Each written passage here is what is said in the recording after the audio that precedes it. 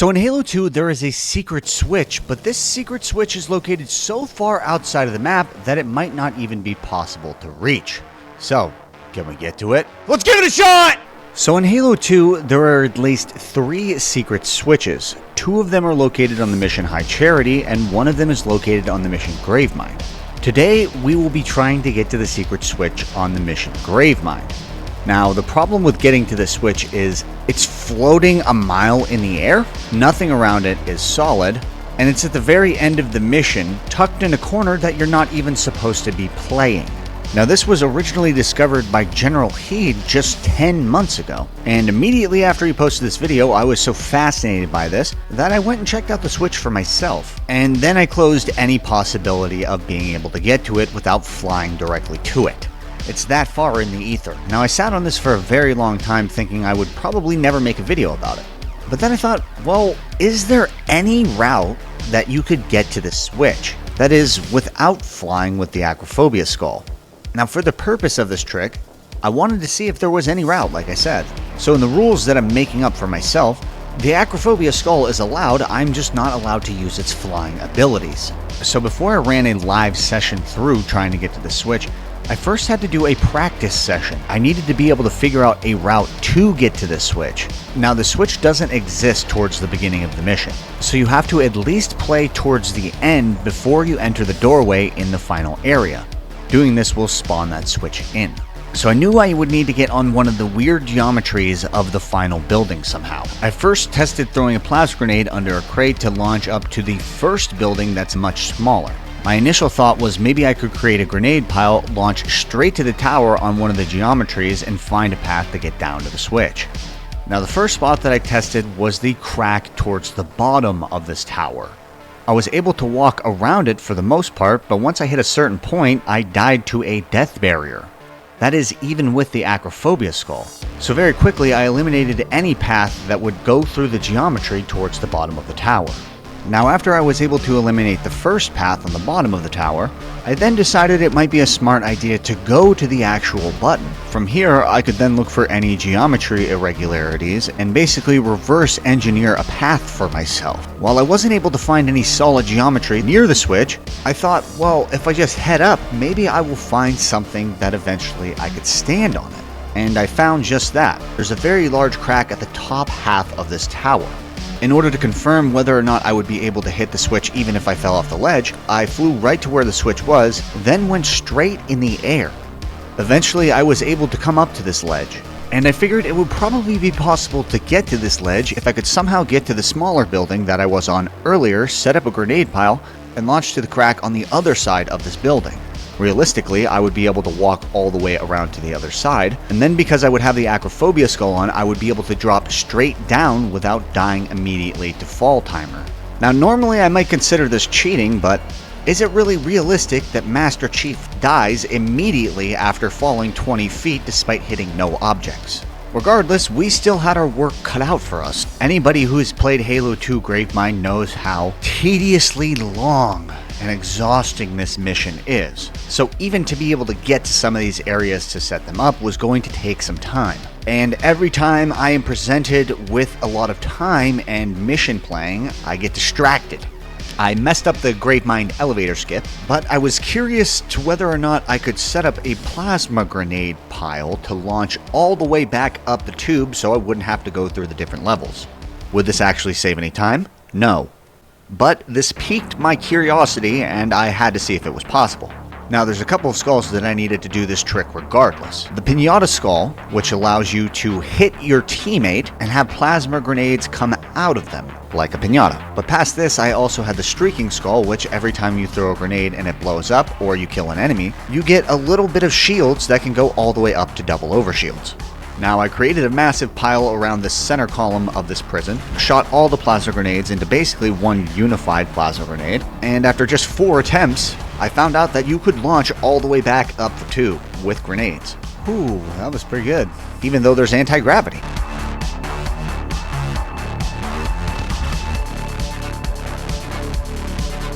You can't go all the way up the hole. Holy shit. Well, I can't do it again because I got a checkpoint. It was sick. How fun. But now we were on to our next step in this trick. The actual trick. Now there's one thing that I knew for this trick. I would need 2 players because I would need someone else to be able to generate checkpoints. But I also did not know if this trick was going to be possible or not. Now with cerebral tricks like this, if you want to call it that, I usually just go in and play around, and sometimes I end up actually achieving what I want to. But most of the time I don't. And for this reason, I didn't include my brother for this. This was just a test session, and I didn't want to waste his time. So in lieu of him, I used a second player that I was also controlling on a second laptop. They were going to be my checkpoint mule. Now in order to preserve these checkpoints, I had to avoid the lifts that you normally have to take. I don't play Gravemind a ton, but I suspected that in each of these sections there would be a subsequent checkpoint. For this reason, I jumped on the top rib-like structure and walked all the way to the smaller building that I was referring to earlier. I left the second player towards the beginning of the mission so they would be able to clear each section one at a time for my checkpoint markers. But now that I was here, all I'd have to do is make one simple grenade jump, which isn't as easy as I thought it would be. Cue the music.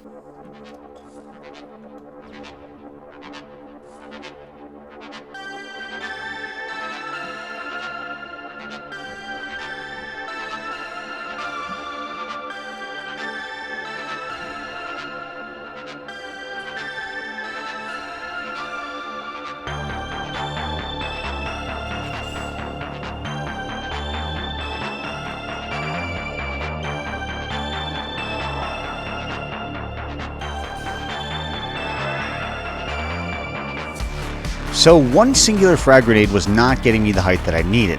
There's a slanted surface towards the top of this, and it's too steep for you to stand on. But I realized if I threw a frag grenade, I could boost all the way up to this ledge, and maybe if I threw another frag grenade on this slanted ledge, I could get it to bounce behind me and I could make it all the way to the top. So I committed to this strategy. I also decided to move a little bit closer to the building to make these attempts easier. I was avoiding going to the next section because I was fearful that I was going to trigger a checkpoint. And I did just this. I figured, well, I didn't have a checkpoint before, so at least I wouldn't have to walk every single time.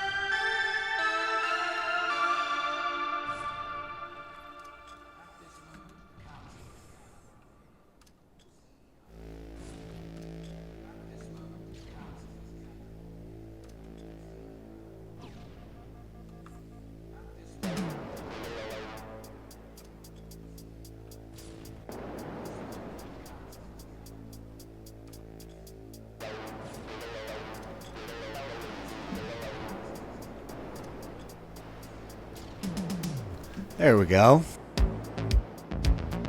About frickin' time. Okay, I plotted this route out for like an hour. I'm gonna have to make it... Where am I making it? I have to make it all the way to there. But I can't go to this next section. I can't activate it or else the button will disappear. So I didn't mention this before, but I discovered in my research session that the button doesn't exist towards the beginning of the mission, and if you go through the door of the building that I'm on top of, the button will actually despawn. Regardless, my plan at this point was to set up a plasma grenade pile like I did to go up the elevator shaft earlier. I was going to have to launch all the way to the ledge of the tower. So using a second player, I hit a bunch of grenades out of them, and I shot these grenades into a pile on the top flat part of the building. I put this plasma grenade pile close enough to the slanted ledge so that I would be able to jump and adjust my height when this grenade stack is exploding. Okay, that's probably good enough. After about 15 grenades, I decided to call it good enough, and I organized them into that beautiful singular plasma grenade stack. Took a couple minutes to get all these plasma grenades organized in the place that I wanted them near the ledge, but now that I had this all set up, I sent my second player back into the mission and had them walk across the rib structure that I was on earlier. We skipped a couple checkpoints by not killing the enemies at the beginning of these sections. Once he got a checkpoint, I was now ready to see if I could pull this off. Nice, I am able to get a checkpoint there.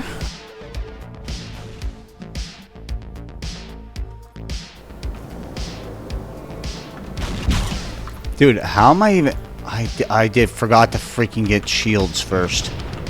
How am I even surviving this, though? Halo 2 is a crazy game. So I forgot to throw grenades to get double overshields. This was a crucial mistake. But because Halo 2 has crazy game physics, all I could do was hope that I didn't die from this explosion, even though somehow I would have to survive a 15 plasma grenade stack with essentially no shields. Hopefully I have enough checkpoints to complete this. I'm gonna need at least 2 more. I decided I'd probably actually need a checkpoint. I didn't want to give up a checkpoint because I knew I would need at least 2 more. In an ideal world, that is. So I sent the second player forward to get another checkpoint, thus wasting 2 for the same plasma grenade stack. It wasn't looking good, but if I could make this, maybe it didn't matter.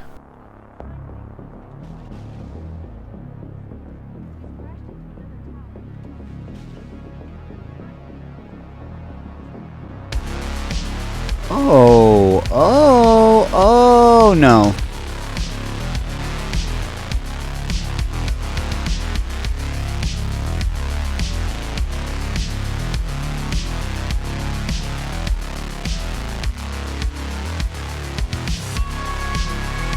I'm gonna hit this upper thing.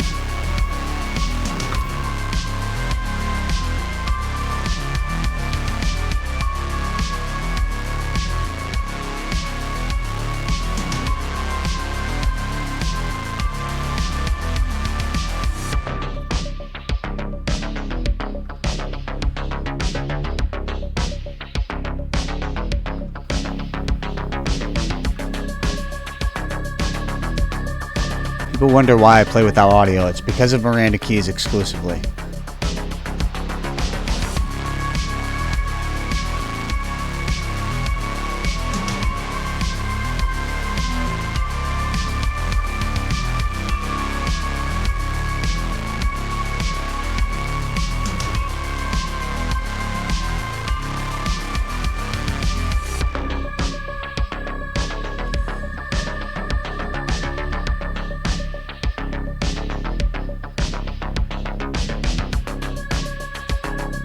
Oh, come on.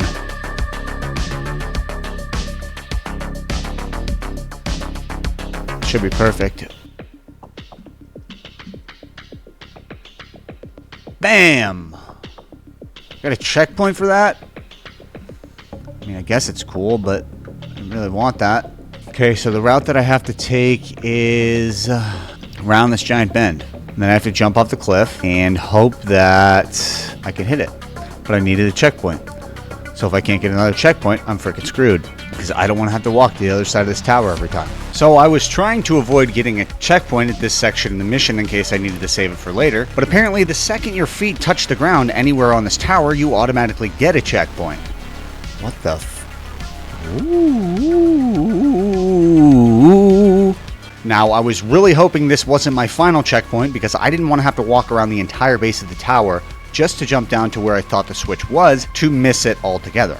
This is what it looks like in the anniversary graphics. So in my test session, I knew that this switch was almost completely on the other side of where I landed on this tower. Now, I really wasn't sure exactly where because there's not a lot of reference points. It's not like I can look down and see it. The switch has a very short draw distance, so it can only be seen when you're pretty close to it.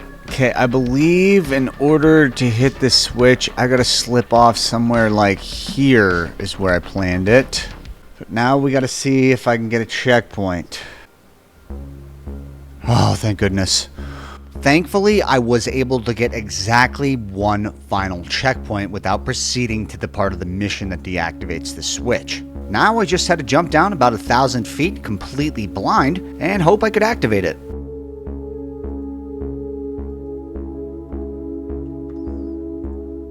think I'm at the wrong spot.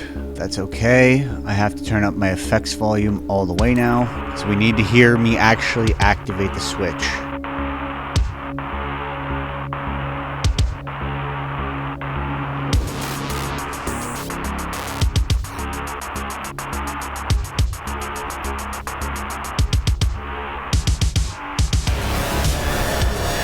Need to be like right here.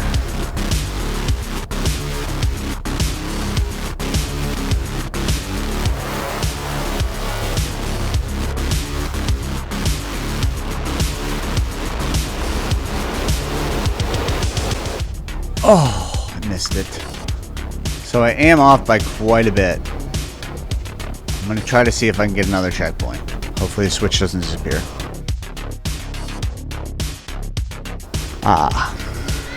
So it appears that I can't get another checkpoint without entering the building, and if I enter the building, well, then the switch disappears.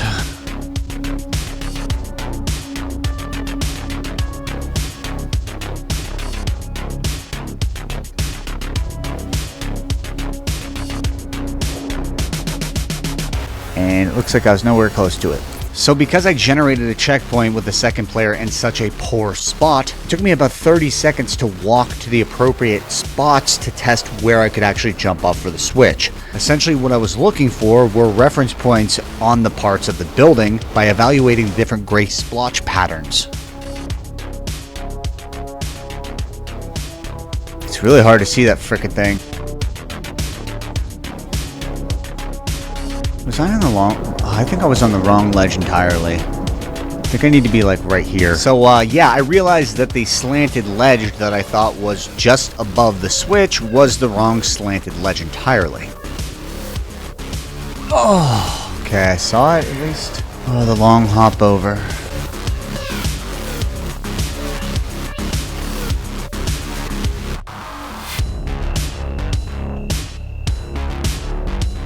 Better listen for the sound. Oh, I missed it. Maybe here?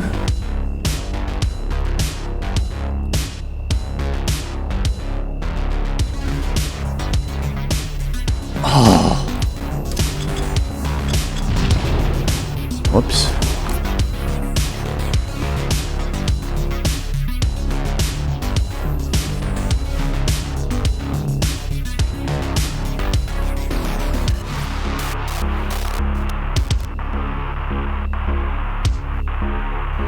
I missed it.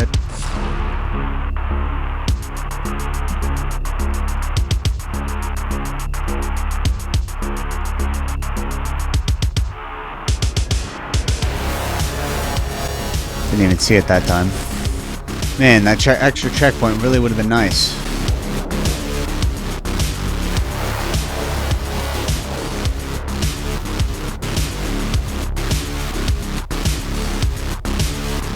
Oh my gosh, I just missed it.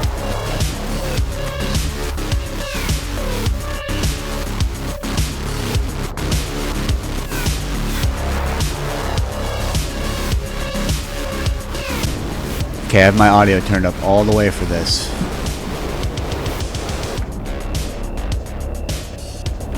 Forward a little bit, and then stay.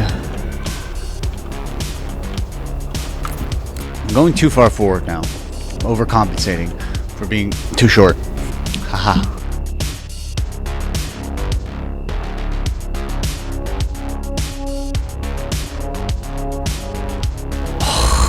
Just keep missing it, man.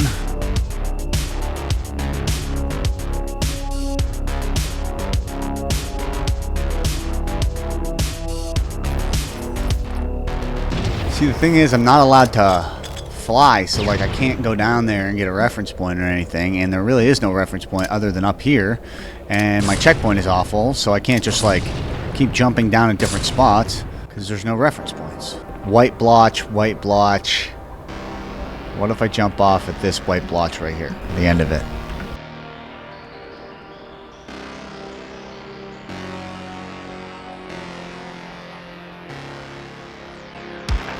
Okay. That white blotch is, maybe if I go to the other side of that white blotch, I'll be a little bit closer.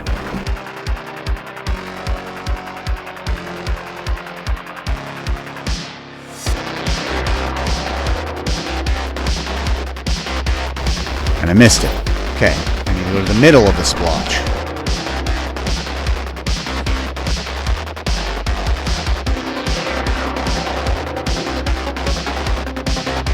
And I just missed it. Oh, okay. Back to the edge of the splotch.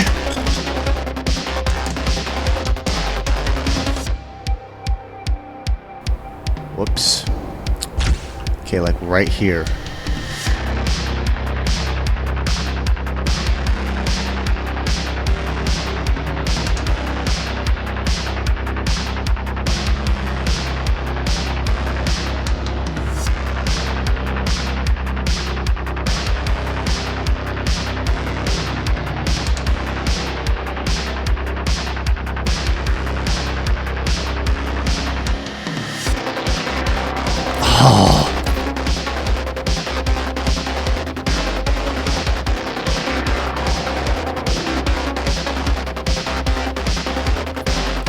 To the right more, and a little bit further.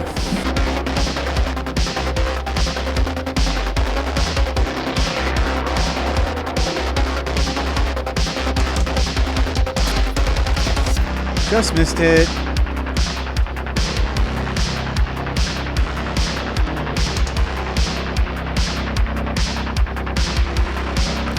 Piece of shit.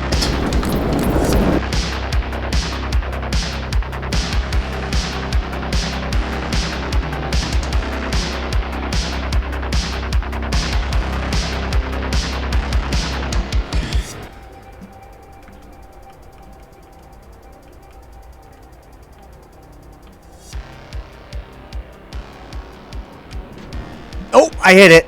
You heard it. Hit the replay.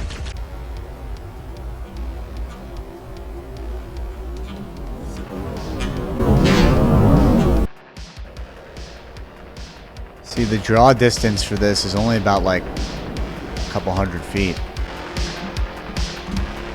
But here's what I actually hit. Right here.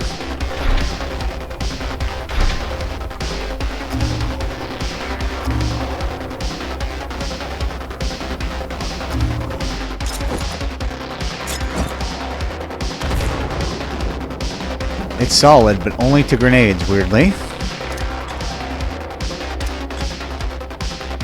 feel like I have to hit this in the anniversary graphics for you to truly hear it.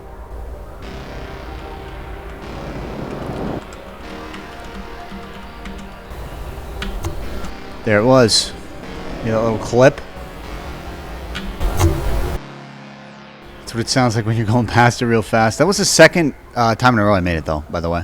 So I'm assuming this was supposed to be one mission with High Charity or something, and then it was supposed to take you to this section down here. And there would be an elevator that would take you down to this. What even is this? But this is the weird thing, is these things over here. I have no idea what these are supposed to be for. Maybe this was like another grab section, another lift, because these are actually out of the playable map. It's cut content that they left in the game, basically.